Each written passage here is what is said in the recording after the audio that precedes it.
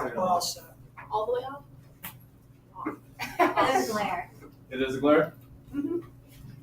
Way too big of a decision. Yeah. I'm gonna sit down. Should we close all the blinds too? All right, well, you guys ready? Yeah. This is goal setting and self-assessment. I'm Mark Giuliani. This is our group. Katie Olson. Vince Stumpstead. Erica Hochleitner. Jen Kagan. And so as, okay. So obviously today we're going to be talking about goal setting and self-assessment. We, as you know, we kind of all teach in different subjects, different levels, different schools, and so goal setting and self-assessment looks different to everyone as an individual and as a teacher. And so we try to kind of define each of these, but like I said, it will be a little different for everyone. Goal setting is when students create specific, measurable, attainable, relevant, and timely goals that relate to the growth and learning within a school. And so, you know, as teachers, we need to set goals for ourselves, but then as teachers, we also need to be able to facilitate the goal setting for our students. And so we'll kind of talk about that throughout this presentation. Self-assessment, similarly, you know, can be facilitated as a teacher, but also needs to be done as a teacher to reflect on yourself and your teaching styles, pedagogy, and just kind of some of the things that you do in and out of the classroom. We define it as when students evaluate their own work or performance in relation to a specific objective or standard. Some visuals down here. This one, very powerful. A goal without a plan is just a wish. Let you reflect on that for a second. Just soak that in. And then also, more on a serious note, the continuous learning cycle starts with self-assessment, kind of where you are at. It then goes down to the analysis, goal setting, plan development. We'll talk about how goal setting needs to be specific. Then it goes down into the implementation of the plan, following then into the formative assessment and evaluation, up to then, of course, as we've talked a lot about, the summative assessment, and then ultimately it goes in that cycle back to self-assessment. And so we'll talk about that a little bit more too with the definitions. So on this slide, we actually took this from Rich Newman, one of the articles we read, Goal Setting to Achieve Results. I think we read that on this past Thursday's class. He broke it down as there's four different sections of goal setting within a district. There's the school-wide goals, where basically he quoted saying, it serves as a barometer to periodically check the progress of the school as a whole. And so an example of a school-wide goal would be, at York, we implemented recently the PLASCO system, which was a school-wide goal basically to decrease tardies and attendance issues. And so we set the goal to decrease those problems within the school. We implemented then this PLASCO system. Essentially, the system is if students are late to class, the teachers are supposed to close their doors.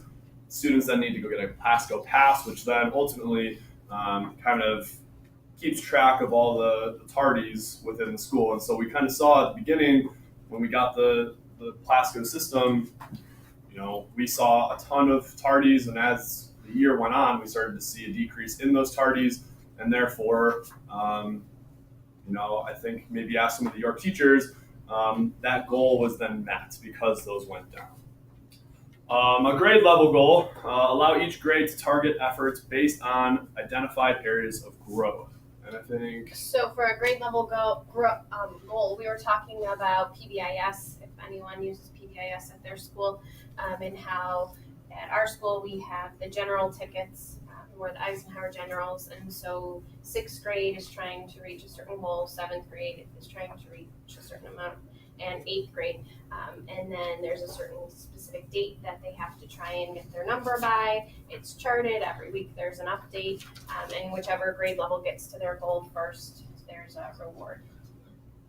So then moving on to then the classroom level goal setting, each classroom to set targets based on an analysis of their students' work. This also allows for each classroom to collaborate and reflect on the grade and school level goals. So one of the examples we were talking about with that was like a marble jar. And the way we use it, one of the junior math teachers actually brought it up to me, and I was kind of like, that seems really juvenile for high school.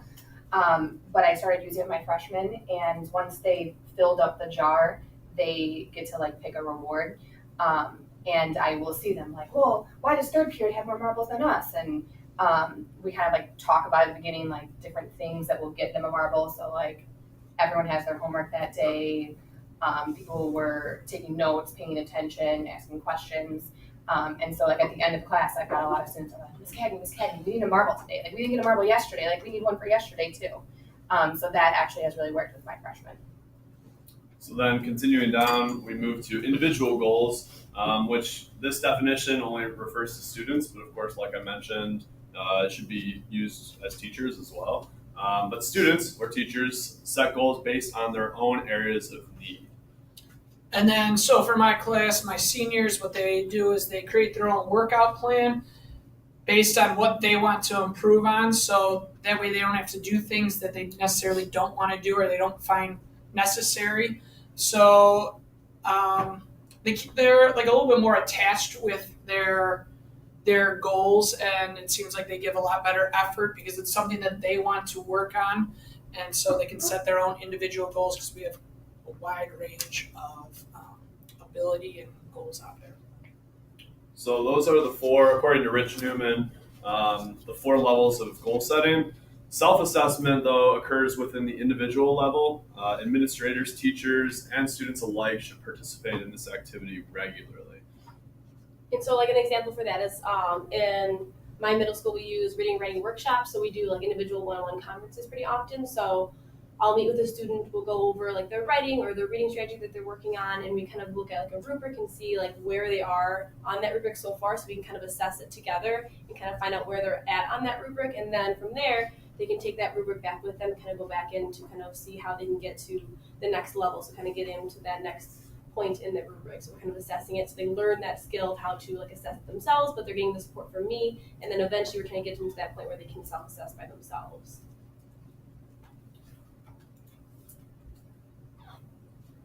All right, so moving on then to the article that you all were supposed to read for today's class and for this presentation, Even Geniuses Work Hard by Carol Dweck.